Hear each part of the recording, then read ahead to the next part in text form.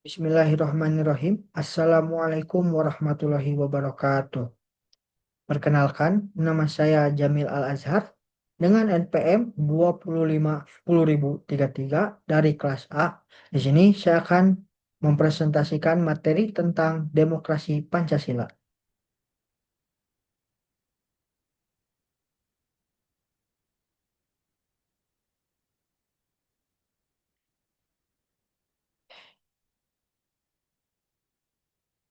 Sebelum kita mengetahui tentang demokrasi Pancasila, alangkah baiknya kita mengetahui tentang pengertian dari demokrasi tersebut. Demokrasi berasal dari kata demos yang artinya rakyat dan kratos yang artinya kekuasaan. Jadi, demokrasi artinya adalah kekuasaan berada di tangan rakyat.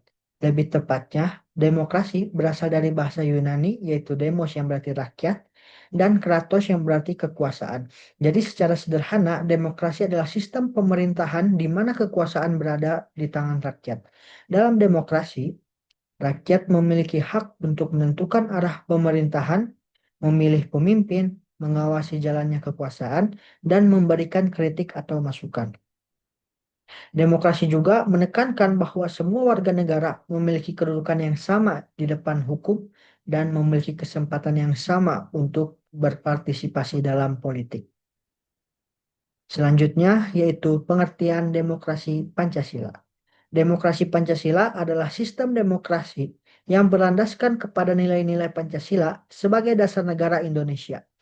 Artinya, praktik demokrasi di Indonesia tidak hanya meniru dari negara lain, tetapi disesuaikan dengan karakter, budaya, serta nilai-nilai moral masyarakat Indonesia. Demokrasi Pancasila juga menekankan bahwa yang pertama, kebebasan yang bertanggung jawab, kedua, mengutamakan musyawarah, ketiga, menjaga persatuan bangsa, keempat, menjunjung nilai kemanusiaan, kelima, mencapai keadilan sosial bagi seluruh rakyat. Dalam demokrasi Pancasila, rakyat tetap menjadi pemegang kekuasaan tertinggi. Tetapi penggunaan kekuasaan itu harus sesuai dengan etika, moral, dan norma-norma Pancasila. Selanjutnya yaitu landasan demokrasi Pancasila. Landasan demokrasi Pancasila tersebut itu yaitu ada tiga. Yang pertama, landasan ideal yaitu Pancasila.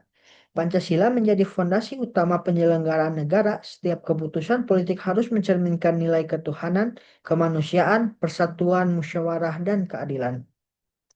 Yang kedua, landasan konstitusional yaitu Undang-Undang Dasar 1945.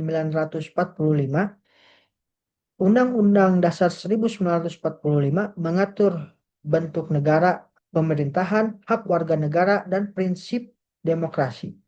Segala proses politik seperti pemilu, pembagian kekuasaan, legislatif, eksekutif, dan yudikatif, semua mengacu pada Undang-Undang Dasar 1945. Yang ketiga, yaitu landasan operasional yaitu peraturan perundang-undangan. Pelaksanaan demokrasi diatur dalam undang-undang seperti Undang-Undang Pemilu, Undang-Undang Partai Politik, Undang-Undang Pemerintahan Daerah, dan lain-lainnya. Ini menjadi panduan teknis agar demokrasi berjalan tertib dan teratur. Selanjutnya yaitu ciri-ciri demokrasi Pancasila. Yang pertama yaitu pemerintahan berdasarkan hukum. Hukum menjadi pedoman utama, bukan kekuasaan ataupun kepentingan pribadi. Semua warga negara memiliki kedudukan yang sama di hadapan hukum. Yang kedua, musyawarah untuk mufakat. Jadi keputusan diambil melalui musyawarah mufakat.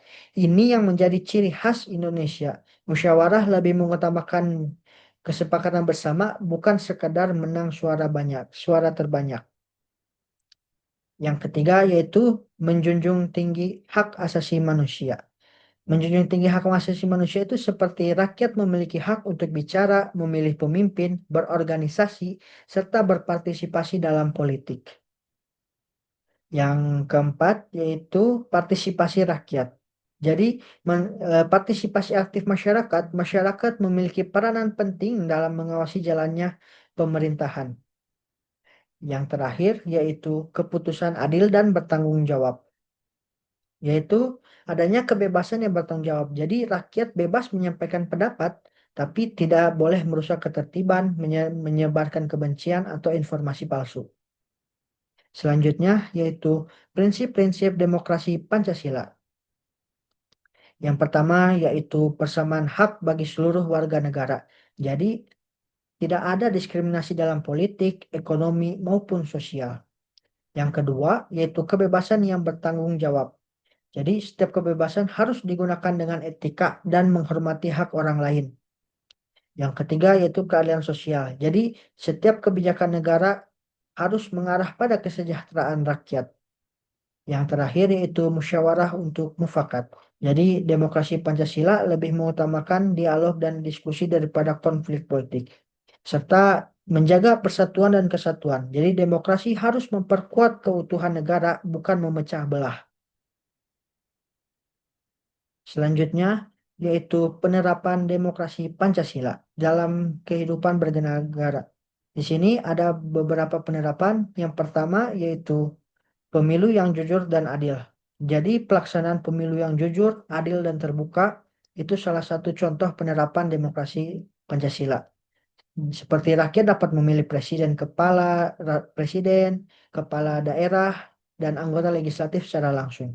Yang kedua yaitu musyawarah di lembaga perwakilan seperti DPR dan DPRD membuat keputusan melalui rapat, diskusi, dan kesepakatan bersama. Yang ketiga yaitu partisipasi aktif masyarakat. Jadi rakyat dapat ikut memberi masukan dalam penyusunan kebijakan, program desa, dan kegiatan sosial. Yang terakhir yaitu penegakan hukum tanpa yang adil. Jadi penegakan hukum tanpa pandang bulu. Jadi semua pihak termasuk pejabat pemerintah harus tunduk pada hukum. Serta kebebasan berpendapat di ruang publik. Jadi masyarakat bebas memberi kritik terhadap pemerintah melalui media sosial, orasi, atau forum diskusi selama tidak melanggar etika. Selanjutnya yaitu contoh nyata demokrasi Pancasila. Berikut ini ada beberapa contoh nyata demokrasi Pancasila yang ada di Indonesia, seperti pemilu, yaitu pemilihan umum, dan bisa juga pemilihan kepala desa, jadi rakyat menentukan pemimpin secara langsung. Terus musyawarah di masyarakat, biasanya rapat musyawarah di sekolah, kampus, atau organisasi. Jadi pengambilan keputusan dilakukan bersama. Terus kebebasan berpendapat yang sopan. Jadi diskusi terbuka dan kebebasan untuk menyampaikan pendapat, asalkan dilakukan dengan sopan dan tidak menyinggung sara. Yang terakhir yaitu gotong royong. Gotong royong di lingkungan masyarakat. Ini mencerminkan nilai keadilan, persatuan, dan kepedulian sosial.